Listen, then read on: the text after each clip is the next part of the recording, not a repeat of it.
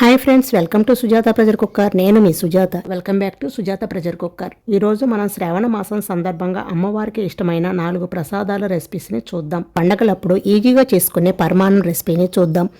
ఒక్కసారి ఈ కొలతలతో చేసి చూడండి. పరమాన్నం పాలు విరిగిపోకుండా చాలా అంటే చాలా రుచిగా, తినే కొద్దీ తినాలనిపించేలా ఉంటుంది. మరి కమ్మనైన ఈ బెల్ల పరమాన్నం ఎలా తయారు చేసుకోవాలో చూసేద్దాం రండి. పరమాన్నం కోసం ముందుగా ఒక బౌల్ తీసుకొని దానిలోకి 1 అరకప్పు బియ్యాన్ని తీసుకుంటున్నానండి నేను. ఈ బియ్యంతో పాటుగా 2 టేబుల్ స్పూన్ల దాకా పెసరపప్పును వేసుకోవాలి. వీటిని 1కి 2 సార్లు శుభ్రంగా కడిగేసుకొని ఆ నీళ్లు వంపేసుకొని అరకప్పు నీళ్లు పోసి గంట పాటు నానబెట్టుకోవాలండి. అరగంట తర్వాత చూడండి, చక్కగా నానిపోయాయి పప్పు. ఇలా నానబెట్టుకుంటే అన్నం చక్కగా ఉడుకుతుంది, త్వరగా కూడా ఉడుకుతుందండి. తరువాత స్టవ్ పైన అడుగుమందంగా ఉన్న గిన్నెను పెట్టుకొని 2 కప్పుల చిక్కటి పాలు పోసుకోవాలి. చిక్కటి పాలు అయితే పరమాన్నం రుచిగా ఉంటుందండి. ఈ పాలతో పాటు 1 కప్పు నీళ్లు కూడా పోసేసి ఈ పాలను 1 పొంగు వచ్చే అంతవరకు కాగనివ్వాలి. ఈ పాలు కాగేలోపు స్టవ్ పై మరొక గిన్నెను పెట్టుకొని 1 కప్పు తురిమిన బెల్లం, అరకప్పు నీళ్లు పోసి ఈ బెల్లాన్ని కరిగించుకోవాలండి. ఎటువంటి పాకం అవసరం లేదు. బెల్లం కరిగిన తర్వాత ఒక 2 నిమిషాల పాటు ఉడికించుకోండి. లో ఫ్లేమ్లో 2 నిమిషాల పాటు ఉడికించుకొని, ఎటువంటి పాకం అవసరం లేదండి. ఇలా ఉడికించుకొని స్టవ్ ఆఫ్ చేసుకొని ఈ బెల్లం సిరప్ను పూర్తిగా చల్లారనివ్వాలండి. ఈలోపు పాలు కూడా కాగిపోయాయి. చూడండి, చక్కగా పొంగుతున్నాయి కదా. ఇప్పుడు ఇందులో నానబెట్టుకున్న బియ్యం నీళ్లతో సహా వేసుకోండి. వేసేటప్పుడు జాగ్రత్తగా వేయండి. పాలు చేతి మీద పడతాయి, నిదానంగా వేసుకోవాలి. ఈ బియ్యం వేసి ఒకసారి కలిపేసుకొని ఫ్లేమ్ని లో టు మీడియంలో పెట్టి ఉడికించుకోవాలి. ఫ్లేమ్ని ఎక్కువ పెట్టేశారంటే అన్నం సరిగా ఉడకదు. లో మీడియం ఫ్లేమ్లో పెట్టి మధ్య మధ్యలో కలుపుకుంటూ ఉడికించుకోవాలి. అప్పుడు పరమాన్నం చక్కగా ఉడుకుతుందండి. మీరు కావాలంటే మూత పెట్టేసుకోవచ్చు. మూత కొంచెం పక్కకు పెట్టేసుకొని ఉడికించుకోవాలి. చూడండి, మరి మూత పూర్తిగా పెట్టేశారంటే పాలు పొంగిపోతాయి. చూడండి, ఈ విధంగా కొంచెం పక్కకు పెట్టి ఉడికించుకోవాలి. అన్నం కొంచెం దగ్గర పడిన తర్వాత ఫ్లేమ్ని కంప్లీట్గా లోలో పెట్టి ఉడికించుకోవాలండి. లేదంటే అడుగు పట్టేసుకుంటుంది. మధ్య మధ్యలో అన్నం ఉడికిందో లేదో చెక్ చేసుకోండి. చెక్ చేసుకుంటూ ఉండాలి. నాకైతే అన్నం చక్కగా ఉడికిపోయిందండి. చూడండి, ఇప్పుడు స్టవ్ ఆఫ్ చేసుకొని పూర్తిగా చల్లారిన బెల్లం సిరప్ను ఫిల్టర్ చేసుకోవాలి. బెల్లం సిరప్ వేసేటప్పుడు స్టవ్ ఖచ్చితంగా ఆఫ్లో ఉండాలండి. ఇలా స్టవ్ ఆఫ్ చేసుకొని పూర్తిగా చల్లారిన బెల్లం సిరప్ను వేస్తే పరమాన్నం పాలు విరిగిపోకుండా చక్కగా వస్తుంది. ఇందులోనే 2-3 యాలకులు మెత్తగా దంచి వేసుకోండి. ఇప్పుడు 1 చిటికెడు పచ్చకర్పూరం ఈ విధంగా పొడి చేసుకొని వేసుకోవాలి. తినే కర్పూరం అంటారు కదండి, లడ్డూలో వేసుకుంటాం కదా, అది 1 చిటికెడు వేసుకుంటే అచ్చం మనకి గుడిలో ప్రసాదంలా వస్తుందండి. అంతా ఒకసారి ఈ బెల్లం సిరప్ అంతా కూడా కలిసేటట్లు కలుపుకోవాలి. ఇలా కలిపి మళ్ళీ స్టవ్ ఆన్ చేసుకొని లో ఫ్లేమ్లో ఈ బెల్లం సిరప్లో అన్నాన్ని 3 నిమిషాల పాటు ఉడికించుకోవాలి. మరొక పక్కన స్టవ్ పై ప్యాన్ పెట్టుకొని 2 టేబుల్ స్పూన్ల నెయ్యి వేసి, నెయ్యి కొంచెం వేడైన తర్వాత ముందు ఎండు కొబ్బరి ముక్కలు కానీ పచ్చి కొబ్బరి ముక్కలైనా కట్ చేసి వేసి వేయించుకోవాలి. ఇవి కొంచెం వేగిన తర్వాత కొన్ని జీడిపప్పులు, కిస్మిస్లు కూడా వేసి వేయించుకోవాలండి. నేను ఇక్కడ కిస్మిస్లు వేయట్లేదండి, మీకు ఇష్టమైతే వేసుకోండి. ఇలా ఫ్రై అయిన జీడిపప్పు, కొబ్బరిని ఉడికించుకున్న పరమాన్నంలోకి వేసుకొని అంతా ఒకసారి బాగా కలిసేలాగా కలుపుకొని స్టవ్ ఆఫ్ చేసుకోవాలండి. అంతేనండి, నోరూరించే బెల్ల పరమాన్నం రెడీ అయిపోయింది. తినే ముందు పైనుంచి మరి కొంచెం నెయ్యి వేసుకొని తింటే రుచి అయితే అద్భుతంగా ఉంటుందండి. ఈసారి పండక్కి ఈ విధంగా తప్పకుండా ట్రై చేయండి. ఇప్పుడు మన నెక్స్ట్ రెసిపీ వచ్చేసి మిక్సీలో రుబ్బిన పిండితో క్రిస్పీగా వడలు ఎలా తయారు చేసుకోవాలో చూద్దాం. గారెల కోసం ఇక్కడ నేను 1 కప్పు నిండుగా, పై వరకు 1 కప్పు నిండుగా మినపప్పు తీసుకున్నాను. ఇవి వెయిట్లో వచ్చేసి 1/2 కిలో ఉంటాయి. వీటిని 1కి 2 సార్లు శుభ్రంగా కడిగేసి కనీసం 4 గంటల పాటైనా నానబెట్టుకోవాలి. నేను ముందే నానబెట్టి తీసుకున్నానండి. మినపప్పు చక్కగా నానిన తర్వాత ఒకసారి కడిగేసి నీళ్ళన్నీ వంపేసి పెట్టుకోండి. ఇప్పుడు ఈ పప్పును గ్రైండ్ చేసుకుందాం. చిన్న మిక్సీ జార్ తీసుకుంటే పప్పు చక్కగా నలుగుతుంది. మరి పై వరకు నిండుగా కాకుండా సగం కంటే కూడా కొంచెం ఎక్కువ ఉండేలాగా పప్పు వేసుకోండి. మరి ఎక్కువ వేసేయవద్దు. చిన్న జార్ అయితే పప్పు చక్కగా నలుగుతుంది. ఇప్పుడు ఇందులోకి కొంచెం సాల్ట్ వేసుకోవాలి. మరి ఎక్కువ వేసేయొద్దు. కొంచెం సాల్ట్ వేసి ముందు నీళ్లు పొయ్యకుండా గ్రైండ్ చేసుకోవాలి. తర్వాత కొంచెం కొంచెం నీళ్లు పోసుకుంటూ పిండిని కొంచెం గట్టిగా మరీ సాఫ్ట్గా గ్రైండ్ చేసుకోవాలి. నీళ్లు చూసుకుంటూ కొంచెం కొంచెం వేసుకుంటూ గ్రైండ్ చేసుకోవాలి. పిండి చూడండి బాగా మెత్తగా ఈ విధంగా కన్సిస్టెన్సీ మరీ గట్టిగా కాకుండా అలా అని మరీ పల్చగా కాకుండా ఈ విధంగా ఉండేలాగా గ్రైండ్ చేసుకోవాలి. ఇలా గ్రైండ్ చేసుకున్న పిండిని ఒక గిన్నెలోకి తీసుకోండి. ఇదే విధంగా మిగిలిన పప్పు అంతా కూడా గ్రైండ్ చేసి తీసుకోవాలి. గ్రైండ్ చేసే ప్రతిసారి కొంచెం కొంచెం సాల్ట్ వేసుకుంటూ గ్రైండ్ చేసుకోవాలి. మనం తీసుకున్న 1/2 కిలో పప్పుకు 1/2 టేబుల్ స్పూన్ సాల్ట్ అయితే సరిపోతుంది. అలాగే ఇందులో బాగా చల్లటి నీళ్లు ఫ్రిడ్జ్లో వాటర్ పోసి గ్రైండ్ చేస్తే వడలు బాగా గుల్లగా వస్తాయి. గ్రైండ్ చేసుకున్న ఈ పిండి అంతా కూడా ఒక గిన్నెలోకి వేసుకోండి. ఇప్పుడు ఈ పిండిని 2 నిమిషాల పాటు బాగా బీట్ చేసుకోవాలి. ఇలా బీట్ చేయటం వల్ల వడలు బాగా గుల్లగా వస్తాయి. లోపల మంచిగా చక్కగా గుల్లగా వస్తాయి. అలా అని మరీ ఎక్కువ చేసేయొద్దు. ఎక్కువసేపు బీట్ చేశారంటే వడలు నూనెలో వేసేటప్పుడు పగిలిపోతాయి. మనకు పిండి లైట్గా ఈ విధంగా కొంచెం లైట్గా అయింది కదా అనిపిస్తుంది బీట్ చేస్తే. ఈ విధంగా ఉండేలాగా పిండిని బీట్ చేసుకోవాలి. ఇప్పుడు ఇందులో 1/2 ఇంచ్ అల్లం ముక్కని బాగా సన్నగా తరిగి వేసుకోవాలి. అలాగే 1 లేదా 2 పచ్చిమిర్చిని కూడా బాగా సన్నగా కట్ చేసి వేసుకోండి. ఇంకా సన్నగా తరిగిన కరివేపాకు, సన్నగా తరిగిన కొద్దిగా కొత్తిమీర, 2 టేబుల్ స్పూన్ల వరకు బాగా చిన్నగా కట్ చేసిన లేత పచ్చి కొబ్బరి ముక్కలు.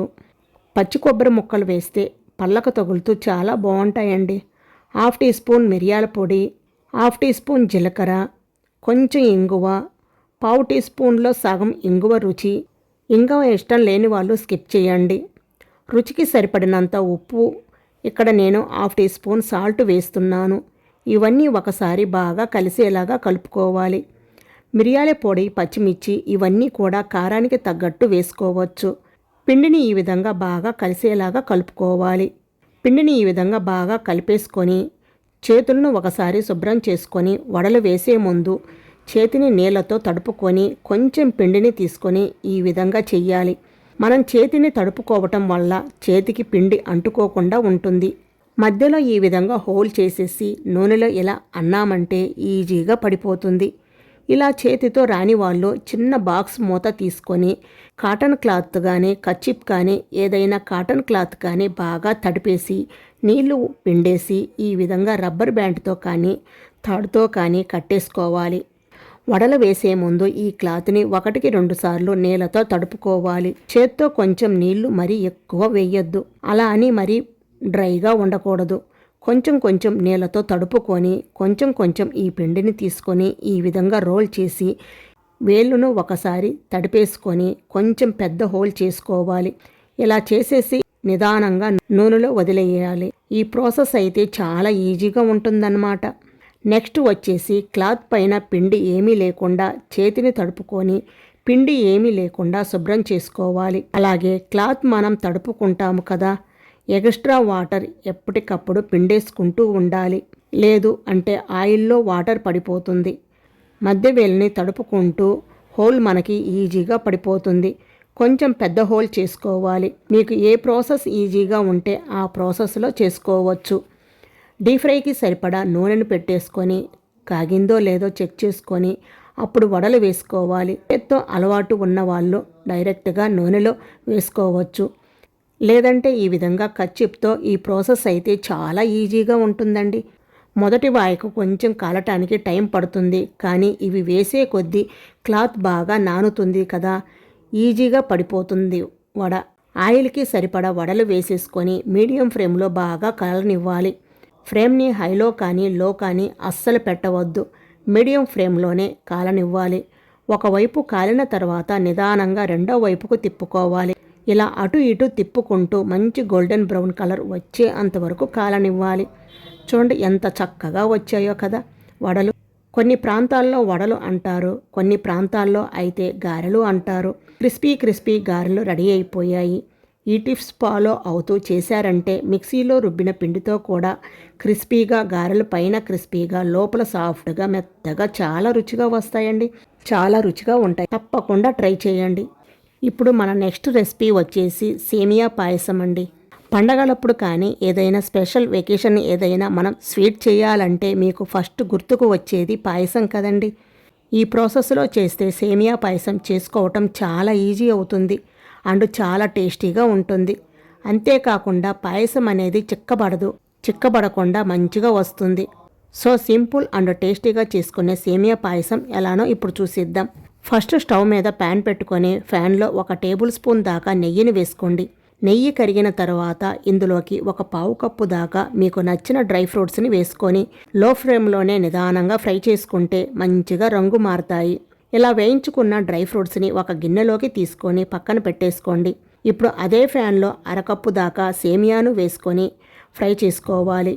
సేమియా పాయసం క్వాంటిటీ అనేది మీకు ఎంత అయితే చేసుకుంటామనుకుంటున్నారో దాన్ని బట్టి కప్ సైజు అనేది పెట్టుకోండి. అయితే అన్ని ఇంగ్రీడియంట్స్ కూడా అదే కప్పుతో కొలుసుకోవాలి. సేమియాల్ని లో ఫ్లేమ్ మీదనే నిదానంగా లైట్ గోల్డెన్ బ్రౌన్ కలర్ వచ్చే అంతవరకు బాగా ఫ్రై చేసుకోవాలి. ఈ సేమియా ఇలా మంచి కలర్ వచ్చిన తర్వాత ఇందులోకి 1.5 కప్పు దాకా పాలు పోసుకోండి. కాచి చల్లార్చిన పాలు పోసుకోండి.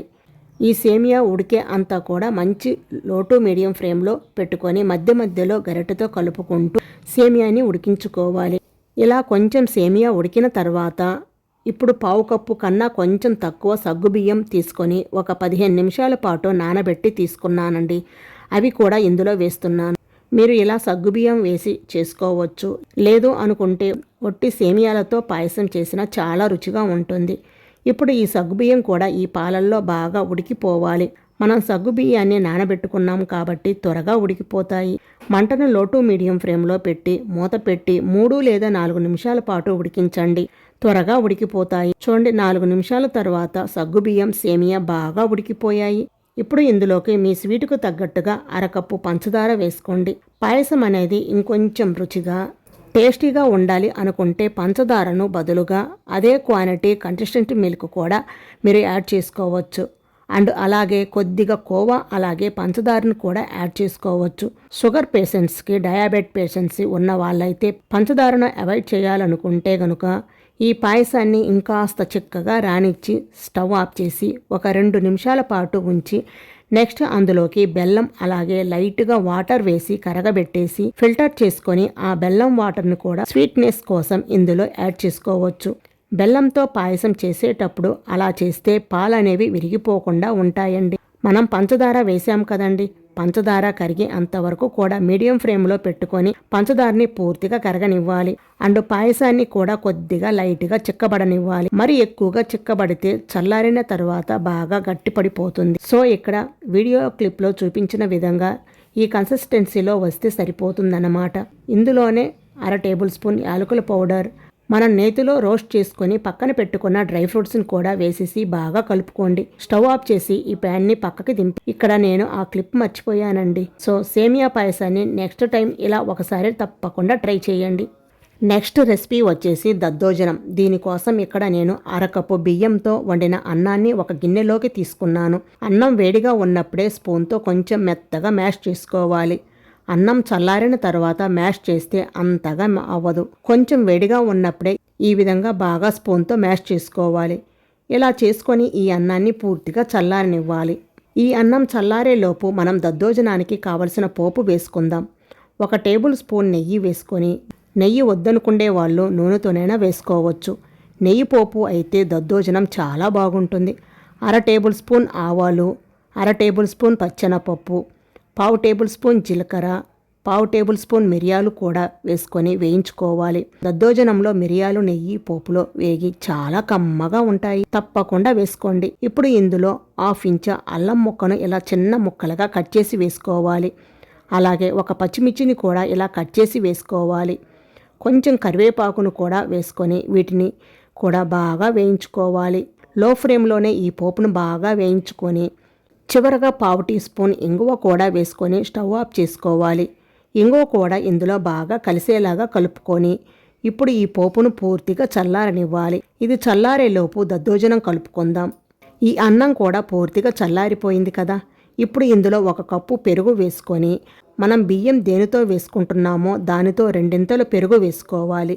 1/2 కప్పు బియ్యంతో వండిన అన్నం తీసుకున్నాను కదా, 1 కప్పు వరకు పెరుగు వేసుకోవాలి. పెరుగు ఇందులో బాగా కలిసేలాగా కలుపుకోవాలి. ఫ్రెష్ పెరుగు అయితే బాగుంటుంది. 1 కప్పు కాచి చల్లార్చిన పాలు కూడా కొంచెం కొంచెం పోసుకోవాలి. అరకప్పు బియ్యంతో వండిన అన్నం, 1 కప్పు పెరుగు, 1 కప్పు పాలు కరెక్ట్గా సరిపోతాయండి. అన్నంలో గడ్డలు ఏమీ లేకుండా మ్యాష్ చేస్తూ కలుపుకోవాలి. నేను పాలు అన్నీ పోసేస్తున్నాను. పాలు పోసాక కలుపుతూ ఉంటే మీకు పల్చగా అనిపిస్తుంది. ఇది కలుపుతూ ఉంటే కొంచెం దగ్గరగా అవుతుంది. అలాగే దద్దోజనం కలిపేటప్పుడు కొంచెం పల్చగా కలుపుకుంటే మీరు తినేటప్పటికీ మరీ గట్టిగా అయిపోకుండా చక్కగా కన్సిస్టెన్సీలో ఉంటుంది. ఇలా కలిపేసుకొని మనం తయారు చేసుకున్న పోపు ఉంది కదా, దాన్ని వేసేసుకోవాలి. అలాగే రుచికి సరిపడినంత ఉప్పు కూడా వేసుకొని కలుపుకోవాలి. అంతేనండి, ఎంతో కమ్మని దద్దోజనం కూడా రెడీ అయిపోయింది. మనం పులిహోరకి అన్నం వండుకుంటాం కదా, అప్పుడే దద్దోజనంకు కూడా చేసేసుకోవచ్చు. చూశారు కదా, 4 రకాల ప్రసాదాల రెసిపీస్. ఈ పద్ధతిలో మీరు కూడా ఒకసారి తప్పకుండా ట్రై చేయండి. ట్రై చేసి మీకు టేస్ట్ ఎలా అనిపించిందో నాకు కామెంట్ రూపంలో తప్పకుండా తెలియచేయండి. ఈ వీడియో మీకు నచ్చినట్లయితే లైక్ చేయండి. మీ ఫ్రెండ్స్కి, మీ ఫ్యామిలీ మెంబర్స్కి షేర్ చేయండి. ఈ శ్రావణ మాసంలో సింపుల్ అండ్ టేస్టీ రెసిపీస్ని తప్పకుండా ట్రై చేయండి. అలాగే మరిన్ని సింపుల్ టేస్టీ రెసిపీస్ కోసం సుజాత ప్రెజర్ కుక్కర్ యూట్యూబ్ ఛానల్ని తప్పకుండా సబ్స్క్రైబ్ చేసుకోండి. Thank you for watching.